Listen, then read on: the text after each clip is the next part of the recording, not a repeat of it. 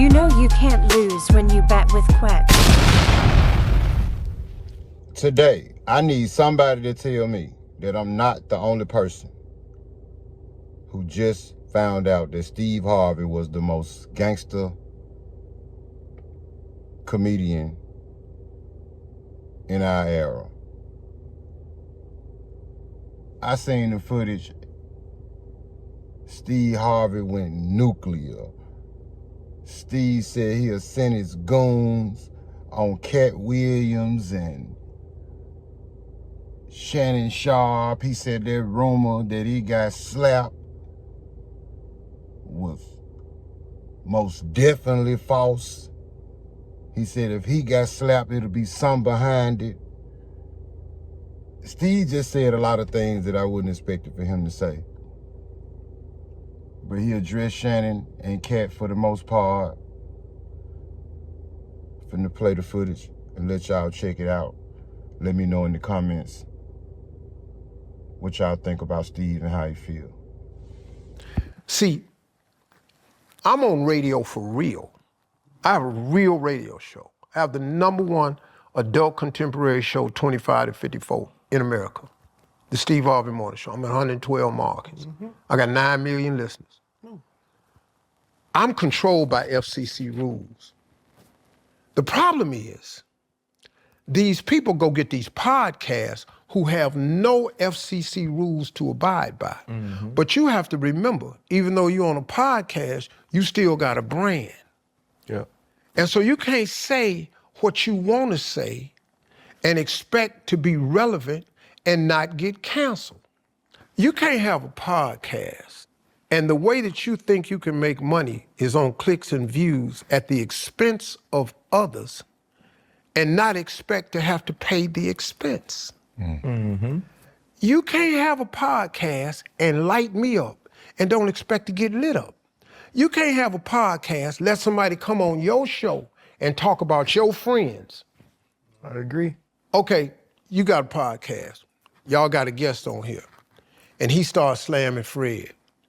He knows something about Fred, happened in the past, will lie or not, and just starts slamming Fred. Y'all got to shut that down. Yeah. Because this your brother. You got to protect him. And you got to protect the brand. They don't do that no more. So you come on my show, you spread all these lies about some people that I call my so-called friends, and I just let you sit there and check it. And because your podcast had so many views on that right there, your next guest is the same type of guest. Because now you want your money to be made off clicks and views at somebody's expense. Well, now guess what? You got to pay for that. Because once you put it out in the universe that I want clicks and views, the universe does not differentiate. It just give you clicks and views.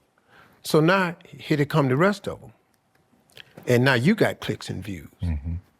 My question to that, though, is there was the podcast, and there was a comedian who talked about you.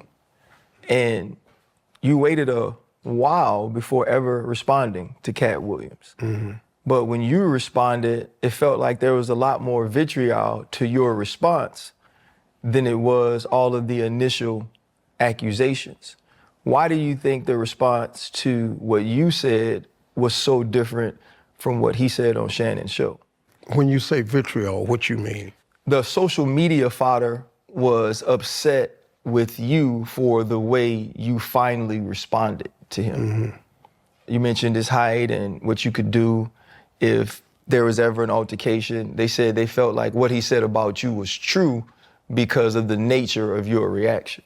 Oh, well, see, first of all, I ain't really good at social media, so I didn't even know that was out there. But they can, like, really kiss most of the corners of my ass when you say stuff like that. First of all, man, let me say this. And I probably, see, first of all, when I said that, I was on stage at Earn Your Leisure. I was really just joking. I slap you, perm, all this. I was really just in front of a whole lot of people. I was really just joking. I don't really, if I had a chance to talk to Katt about anything, I would just ask him what's wrong. Just what's wrong. Let's go to that. Listen to me, man. Just because a person sits on the show and don't hesitate or say or and speaks eloquently, that don't mean it's true. That just don't mean it's true, man. And I probably shouldn't have said anything. That's a regret I have. I really shouldn't have said nothing. Cause we not in the same league, dog. We shooting at two different baskets. I shouldn't even have said nothing. And so really, man, I think I would apologize to him if he took offense to what I said. I was joking, but I would apologize to him. And like I said, if I had a chance to sit down with him, I would just say, hey man, what's wrong? But you gotta look at the whole tone of the interview. If the whole tone of the interview is what everybody else ain't, what everybody else ain't got, what everybody else doing, I think that's kind of like hate and jealousy. And hate and jealousy is a form of grief. You're grieving because obviously all them people you talking about have something you either want or are something that you ain't. And you're grieving. And the funeral becomes the podcast. So now let me roast all of these people. And be honest with you, man, and I'm not talking about him particular, but if you go on a podcast to degrade and belittle another group of people, that's a little bitch move to me. That's just real bitchy to me. I don't, you know, if y'all ask me on the show, man, I don't want to talk negative about nobody. That's why I say, man, like, I would apologize to him, or I would say, ask the brother what's wrong, because I really want to know, you know. But I'm glad I don't really pay attention to social media much. Somebody told me last week that there's a rumor going around that somebody got on a plane and flew into town and slapped me. Please tell me that don't happen. And Not with that security. Yeah, and I was sitting up here and I said, okay, Mr. Harvey, did that ever happen? Did they get on a plane and fly and slap you? I said, well, okay, but where the rest of the story? Yeah. Yeah, just tell me where the rest of us at. Well, what you mean? I said, so, but after he slapped me, what happened? Because that's what I need. It's got to be some more. You ran in the house crying. Yeah. Not with all that security. I'm trying to figure out, when you slapped me. What was the next move? Yeah, because why are you kicking my ass? What is I'm going to be doing? That's what I be wondering, man. And like, you know, I'm older now. I'm 68. I don't even, I'm not throwing hands with you. I got a lot of people that I pay. They'll lay you down out here. We saw. I'm gonna tell you this. That's a big ass dog. The way they took my selfie, and I still don't have my license.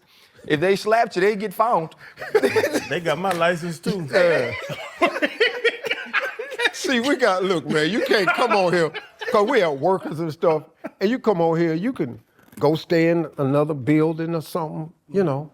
On the compound. Yeah, by the time 4:30 get here and we know everybody out, if you ain't picked your license up, you still here.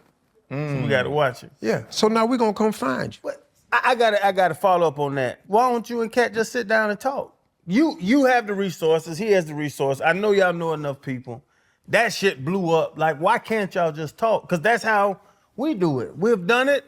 You even bring up us. We have arguments. Yeah. And, bruh, shit hit me. Let's talk. That's Let's figure this shit out. easy to do, you know, but I don't look, man, if you don't have a desire to talk to me, I don't have time to run you down. Yeah. But I wasn't the accuser. I didn't see, you got to be careful of people who become victims of circumstances that they create. You on here talking about me. I didn't talk about you. If you want to sit down, I'll sit down. Man, I'll sit down with anybody.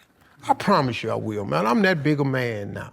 You know, now 30 years ago, I'd have found you with purpose. Yeah.